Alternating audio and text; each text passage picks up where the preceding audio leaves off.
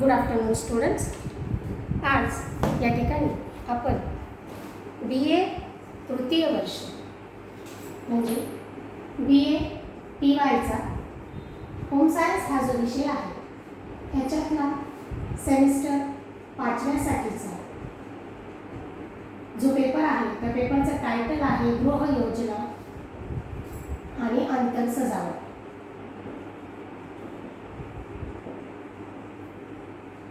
या पेपरमध्ये आपण युनिट फर्स्ट जो आहे तो युनिट फर्स्ट गृह योजना हा आपण सुरू केलेला आहे आणि त्याच्यामधलाच आजचा जो पॉईंट आहे तो म्हणजे घरासाठी जागेची निवड कशी करायची या संदर्भातला विषय जो आहे तो आपण आज या ठिकाणी बघणार आहोत.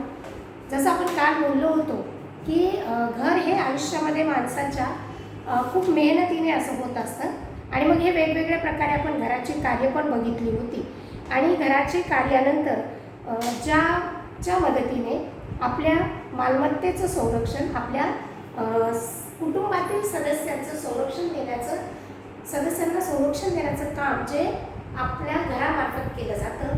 आणि मग असं हे घर जेव्हा आपण बांधत असतो किंवा असं हे घर जेव्हा आपण विकत घेत असतो तेव्हा ही प्रॉपर्टी खरेदी करताना ही जागा खरेदी करताना आपल्याला काही गोष्टींचा खूप बारकाईने विचार करायला पाहिजे की जेणेकरून त्याच्यामुळे आपल्या भविष्यामध्ये ज्या काही गोष्टींचं नुकसान होणार असतं किंवा येणाऱ्या अडचणी त्याला आपल्याला तोंड द्यावं लागणार असतं तर ह्या अडचणी आपल्याला पुढे येऊ नये किंवा अशा प्रकारचा कुठलाही अनपेक्षित प्रसंग आपल्यासमोर उद्भवू नये किंवा आपल्यावरती येऊ नये म्हणून त्याच्यासाठी घराचं बांधकाम करण्यासाठी किंवा रेडीमेड घर विकत घेताना काही बाबी आहेत, काही गोष्टी आहेत ज्याचा चांगल्या पद्धतीने बारकाईने विचार करणं आवश्यक आहे. जर या गोष्टींचा आपण व्यवस्थित विचार केला, सगळ्या गोष्टींचा विचार करून आपण जर त्याच्या माध्यमातून योग्य पद्धतीने जर खरेदी केली तर भविष्यात येणाऱ्या अडचणी ज्या आहेत त्या आपल्याला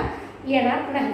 आणि जर ही निवड योग्य झाली नाही तर त्याच्यामुळे आपल्या कौटुंबिक सुखावर सुद्धा परिणाम होऊ शकतो.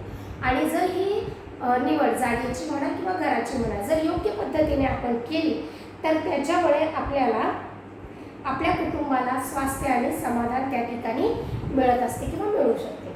आणि म्हणून अशा पद्धतीने जेव्हा आपण घरासाठी जागेची निवड करतो तेव्हा आपल्याला काही गोष्टी ज्या आहेत त्या काळजीपूर्वकरित्या बघितल्या पाहिजेत.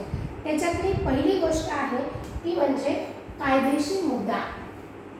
आता कायदेशीर मुद्दा किंवा कायदेशीर बाब काय आहे जेव्हा आपण जमीन किंवा घर खरेदी करत असतो तर त्यावेळेस कोणता कायदेशीर मुद्दा आहे किंवा कोणत्या कायदेशीर बाजू आहेत या आपण या ठिकाणी लक्षात घ्यायला पाहिजे. ज्याच्यामध्ये की या जागेची सविस्तर माहिती ही आपल्याला काढावी लागते. म्हणजे आपण एखादं प्लॉट बघतो, एखादं घर बघतो तर त्याची कायदेशीर सविस्तर माहिती ही आपल्याला आधी करून घेणं गरजेचं असतं की ज्याच्यामुळे घर बांधण्यासाठी नॉन ॲग्री म्हणजे NA केलेला NA 44 असलेला प्लॉट किंवा एरिया जो आहे तो पाहिजे असतो. कारण की NA नसलेल्या एरियामध्ये आपण घर बांधू शकत नाही कारण की ती ॲग्रिकल्चरसाठी रिझर्व केलेली जागा असते. आणि म्हणून अशा पद्धतीने वेगवेगळ्या एजन्सीजकडनं किंवा कॉन्ट्रॅक्टर्सकडनं आपली फसवणूक त्या ठिकाणी होऊ शकते. आणि म्हणून त्याच्यासाठी घर किंवा बांधकाम करण्यासाठी जेव्हा आपण जागा निवडत असतो तेव्हा त्याचं नॉन ॲग्रिकल्चरची त्या जागेला मान्यता आहे का ही बाब आपण पहिल्यांदी लक्षात घ्यायला पाहिजे. आणि त्याच्यामुळे नॉन ॲग्रीच्या ज्या काही अटी असतात त्याच्यामुळे आपल्याला जागा खरेदी करण्यासाठी आणि त्या जागेवर बांधकाम करण्यासाठी कायद्यानुसार कुठल्याही अडचणी उद्भवत नाही. गाव, वस्ती, शहर विकास यांच्या नियमाप्रमाणे म्हणजे प्रत्येक एरियाच्या नियमावलीनुसार ती जागा त्यांनी आखलेली आहे का. म्हणजे ते जसं उदाहरणार्थ एखादी सोसायटी असते त्या सोसायटीने जर एकंदर जागा खरेदी केली आहे आणि नंतर त्याच्यावरती ते प्लॉटिंग्स करताय तर या प्लॉटिंगसाठीचे काही निकष किंवा नियम असतात. जसं की या एकंदर प्लॉटच्या जागेमध्ये तुम्हाला मोकळी जागा सोडावी लागते. त्याच्यानंतर घर बांधताना तुमच्या घराच्या आजूबाजूला म्हणजे चारही बाजूला तुम्हाला काही एरिया जो आहे तो तुम्हाला मोकळा ठेवावा लागतो. म्हणजे एकमेकीला भिंती खेटून ज्या आहेत, म्हणजे याचं घर आणि याचं घर याच्यामध्ये एकच भिंत तुम्हाला त्या ठिकाणी ठेवता येत नाही. म्हणजे अशा स्वरूपाचे जे काही नियम असतात त्या नियमानुसार तुम्हाला बांधकाम करावं लागतं. त्याच्यानुसार ते प्रमाणित आहे की नाही हे देखील आपल्याला पाहावं लागते. आणि त्याच्यामध्ये मेन गोष्ट म्हणजे कायदेशीर सल्ला याच्यासाठी खूप आवश्यक आहे. कारण की याला ऑडिट किंवा व्हॅल्यू, त्या जागेची जी काही व्हॅल्यू आहे किंवा त्या जागेचा जो काही आराखडा आहे तो प्रमाणित केलेला असला पाहिजे. मग ते महानगरपालिका असेल, नगरपालिका असेल किंवा ग्रामपंचायत असेल, यांच्याकडनं तो आराखडा जो आहे तो प्रमाणित केलेला असला पाहिजे. आणि त्याच्यानुसार म्हणजे कायद्याप्रमाणे सगळ्या गोष्टी त्याच्यामध्ये असल्या पाहिजे की जेणेकरून भविष्यामध्ये आपल्याला अशा कुठल्याही अडचणींना समोर जावं लागणार नाही. आणि जर कायदेशीर बाजू आपल्याला समजत नसेल तर अशा ठिकाणी कायदेशीर बाबींची माहिती देणाऱ्या व्यक्तीचा सल्ला हा निश्चितचपणे आपण घेतला पाहिजे की जेणेकरून आपली त्या ठिकाणी फसवेगिरी किंवा फसवणूक होणार नाही. तर अशा पद्धतीने कायदेशीर मुद्दा जो आहे, हा कायदेशीर मुद्दा जो आहे तो घरासाठी जागेची निवड करताना पहिल्यांदा बघितला गेला पाहिजे. त्याच्यानंतर दुसरा मुद्दा आहे भौतिक स्वरूप. आता भौतिक स्वरूप म्हणजे काय की जेव्हा आपण प्लॉट किंवा घर खरेदी करतो तर त्या ठिकाणी निवडलेली जागा ही राहण्याच्या योग्य आहे किंवा नाही हे बघणे महत्त्वाचे आहे. घरासाठी जागा निवडताना ती उंच भागावरची असावी, त्या ठिकाणी पुरेशी हवा किंवा सूर्यप्रकाश हा व्यवस्थितरित्या मिळेल अशा पद्धतीची ती जागा असली पाहिजे. पावसाळ्यात आपल्या घराभोवती किंवा त्या जागेभोवती कुठल्याही प्रकारचं पाणी साचणार नाही अशा स्वरूपाची ती जागा असली पाहिजे की ज्याच्यामुळे ते जे पाणी साचणार ते आपल्या घराच्या भिंतींमध्ये मुरून आपल्या घराचं बांधकाम जे आहे ते त्या ठिकाणी धोक्याचं होऊ शकतं. आणि म्हणून त्या ठिकाणी ही एक गोष्ट लक्षात घ्यायला पाहिजे की आपल्या प्लॉटचा हा उंच ठिकाणी असला पाहिजे, खड्ड्याच्या ठिकाणी नसला पाहिजे आणि आजूबाजूला कुठेही पाणी साचणार नाही अशा स्वरूपाची त्या प्लॉटची रचना असायला पाहिजे. सोबतच आपल्या घराच्या किंवा प्लॉटच्या आजूबाजूला प्लांटेशन असलं पाहिजे, म्हणजेच झाडे असावीत की जेणेकरून त्या ठिकाणचं तापमान जे आहे ते त्या ठिकाणी योग्य राहील. सोबतच जीवनावश्यक गोष्ट म्हणजे पाणी. तर ह्या पाण्याचा पुरवठा जो आहे तो आपल्याला कुठून येणार आहे, कसा येणार आहे, त्याच्यासाठी आपल्याला काय खर्च करावा लागणार आहे हे महत्त्वाची गोष्ट जी आहे ती घर खरेदी करताना किंवा प्लॉट खरेदी करताना करायला पाहिजे. सोबतच त्या ठिकाणी जाण्यासाठी म्हणजे आपल्या घरापासून कामाच्या ठिकाणी जाणं, शाळा कॉलेजमध्ये जाणं, दवाखान्यात जाणं किंवा ST स्टँड, बस स्टँड या ठिकाणी जाणं, तर या ठिकाणी रस्त्याची योग्य पद्धतीने सोय केलेली आहे का, म्हणजे रस्ते व्यवस्थित आहे का, त्याच्या आजूबाजूची वस्ती कशी आहे, मुख्य रस्ता हा कोणत्या बाजूला आहे, या सगळ्या गोष्टींचा विचार जो आहे तो जागा खरेदी करताना व्हायला पाहिजे. आता कधी कधी असं होतं की आपण कमी किंमत आहे किंवा थोडासा आउटसाइडर एरियामध्ये आपण ही जागा खरेदी करून घेतो, परंतु आपण निवडलेल्या जागाला आपल्याला ज्या सोयी सुविधा पाहिजेत त्या साधारण किती कालावधीनंतर, किती काळानंतर आपल्याला त्या प्राप्त होऊ शकतात या दृष्टिकोनातून देखील विचार हा व्हायला पाहिजे किंवा झाला पाहिजे, ज्याच्यामुळे आपल्याला बांधकाम करताना आणि तिथे राहताना म्हणजे राहायला यायचं असलं तरी राहताना त्या ठिकाणी कुठल्याही स्वरूपाच्या अडचणींचा सामना करावा लागणार नाही आणि त्या ठिकाणी राहणाऱ्यांना म्हणजे आपल्या कुटुंबातील सदस्यांना आनंदपूर्ण जीवन जगता येईल. म्हणून अशा पद्धतीने भौतिक स्वरूप आहे जे घराचं किंवा जागेचं हे बघणं गरजेचं आहे. म्हणजे की उंच ठिकाणी जागा असावी, खड्ड्याच्या ठिकाणी ती जागा नसावी, घराच्या आजूबाजूला पाणी साचणार नाही, शिवाय त्या ठिकाणी झाडंचं जे आहे झाडं लावण्याचे जे प्रमाण आहे ते चांगल्या पद्धतीचे असले पाहिजे की जेणेकरून प्रकाश आणि वायुविजन या दोन्ही गोष्टींना त्या ठिकाणी चांगला वाव राहील, ज्याच्यामुळे कुटुंबातील सर्वच सदस्यांची आरोग्याच्या दृष्टीने ही गोष्ट त्या ठिकाणी महत्त्वाची ठरते. त्याच्यानंतर तिसरा मुद्दा आहे जमिनीचा प्रकार.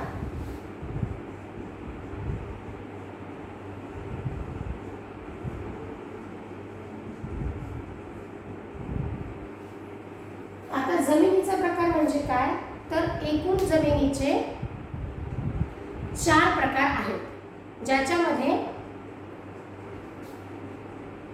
खडकाळ जमीन, मुरमाड जमीन, वाळू मिश्रित जमीन, काळी माती असलेली जमीन आणि भर घालून तयार केलेली जमीन, अशा पद्धतीच्या या वेगवेगळ्या स्वरूपाच्या जमिनीचे प्रकार हे आहेत. आणि ह्या जमिनीच्या प्रकारानुसार आपल्याला आपलं घर हे कोणत्या जमिनीवरती व्यवस्थितरित्या बांधता येईल किंवा कुठला जमिनीचा प्रकार आपण निवडला तर आपल्याला खर्च त्या ठिकाणी योग्य पद्धतीने करता येईल किंवा होईल, आणि शिवाय त्याचा आपल्या आरोग्यावरती हानिकारक परिणाम होणार नाही. म्हणजे अशा स्वरूपाची जमीन जी आहे ती आपण आपल्या घरासाठी निवडलेली पाहिजे, की जेणेकरून आपल्या घराचं बांधकाम जे आहे ते या ठिकाणी मजबूत बांधकाम तयार करू शकतो. आधुनिक तंत्रज्ञानाचा, मशिनरीचा वापर जो आहे तो आपण त्या ठिकाणी करू शकू.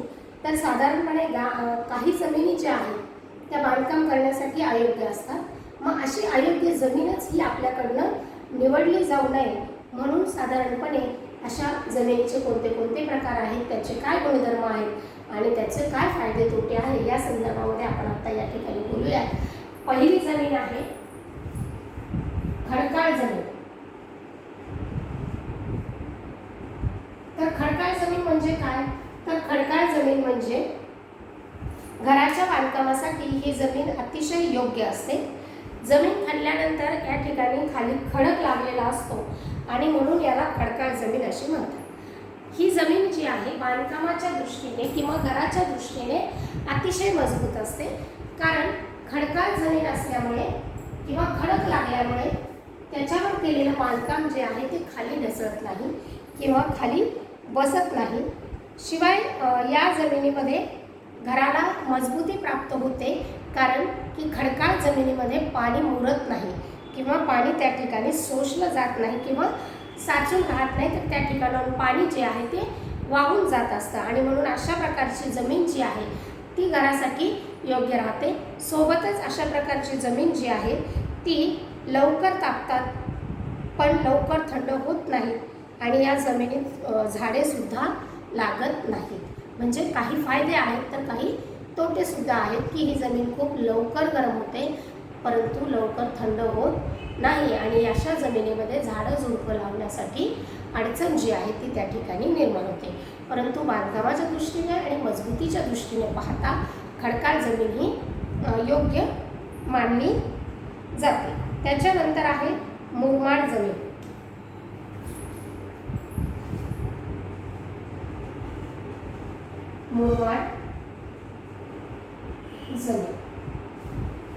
मुरमाड जमीन म्हणजे ज्या जमिनीमध्ये मुरुमाचे प्रमाण जे आहे ते जास्त असते आणि ही जमीन जी आहे ती घर बांधकामासाठी योग्य आहे. या जमिनीत पाणी साचून राहत नाही, याला पाया जास्त खोल घ्यावा लागत नाही आणि त्याच्यामुळे काय होतं की पाया खोल घ्यावा जर लागला तर त्या ठिकाणी आपला बांधकामाचा खर्च जो आहे तो त्या ठिकाणी वाढतो. म्हणून मुरमाड जमिनीमध्ये पाया हा खोल घ्यावा लागत नाही आणि बांधकाम देखील त्या ठिकाणी मजबूत तयार होते. म्हणून साधारणपणे मुरमाड जमीन ही घर बांधण्यासाठी योग्य मानली जाते. त्याच्यानंतर तिसरा प्रकार आहे वाळू मिश्रित जमीन.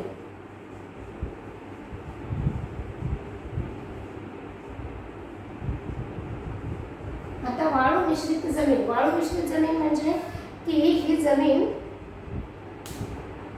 घरकामाच्या म्हणजे बांधकामाच्या दृष्टीने ही जमीन अयोग्य आहे. याच्यामध्ये वाळूचे प्रमाण हे जास्त असल्याने घराचा पाया जो आहे तो खोल घ्यावा लागतो, कारण की वाळू मिश्रित जमिनीमध्ये एक प्रकारचा भुसभुशीतपणा असतो. त्याच्यामुळे आपल्या घराला मजबूती प्राप्त होण्यासाठी त्याचं प्रमाणित जे माप दिलेलं असतं पायाचं त्याच्यापेक्षा खोल पाया हा या जमिनीसाठी घ्यावा लागतो. त्याच्यामुळे या ठिकाणी बांधकामाचा खर्च जो आहे तो या ठिकाणी वाढतो आणि वाळू मिश्रित जमीन जी आहे ती बांधकामाला मजबूती येऊ देत नाही आणि म्हणून साधारणपणे अशी जमीन जी आहे ती नदीच्या काठी किंवा समुद्राच्या काठी दिसून येते आणि अशा ठिकाणी बांधलेल्या घरांना पाहिजे तितकी मजबूती या ठिकाणी राहत नाही. म्हणून वाळू मिश्रित जमीन जी आहे ही आपल्या घराच्या बांधकामासाठी अयोग्य मानली जाते. त्याच्यानंतर आहे काळी माती असलेली जमीन.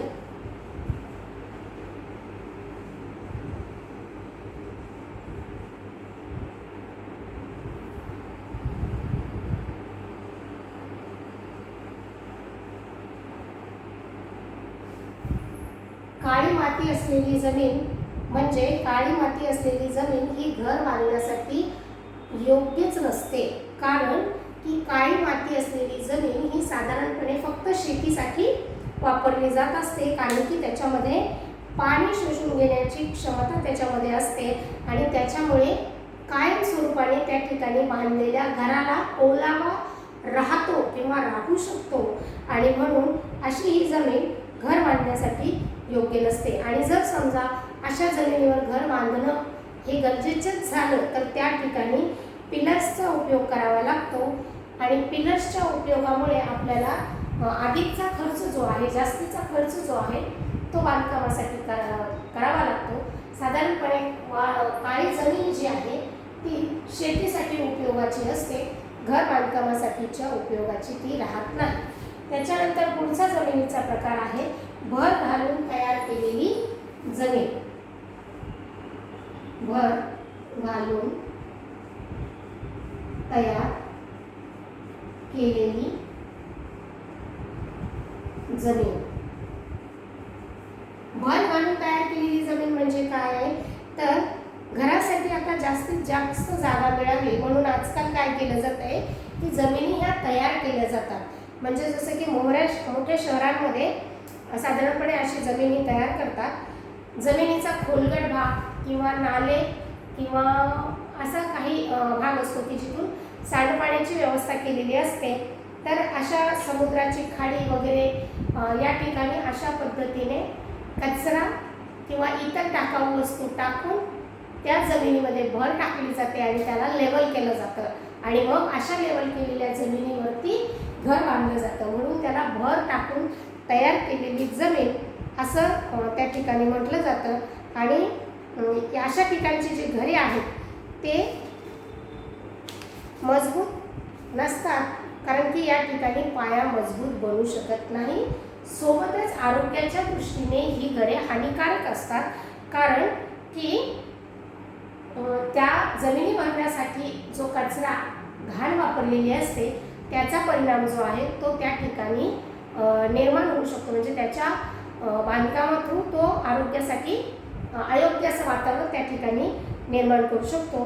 परंतु आधुनिक काळामध्ये आणि मोठ्या शहरांमध्ये जागेच्या अभावामुळे अशा पद्धतीच्या जमिनी ज्या आहेत त्या बिल्डर्सकडनं कॉन्ट्रॅक्टरकडनं तयार केल्या जातात आणि त्याच्यावरती घरं बांधून त्याचं सेलिंग किंवा त्या जागा ज्या आहेत त्या विकल्या जातात. म्हणून जेव्हा आपण जमीन खरेदी करत असतो किंवा घर बांधण्यासाठी जागा बघत असतो तेव्हा भर घालून तयार केलेली जमीन ही आपल्या घरासाठी योग्य राहत नाही किंवा ती त्या ठिकाणी अयोग्य आहे. म्हणून साधारणपणे खडकाळ जमीन आणि मुरमाड जमीन ह्या दोनच जमिनी ज्या आहेत त्या आपल्या घराच्या बांधकामासाठी योग्य असतात आणि यांच्या घराच्या बांधकामासोबतच घरात राहणाऱ्या व्यक्तींच्या आरोग्यासाठी देखील ह्या जमिनी ज्या आहेत त्या योग्य पद्धतीच्या असतात.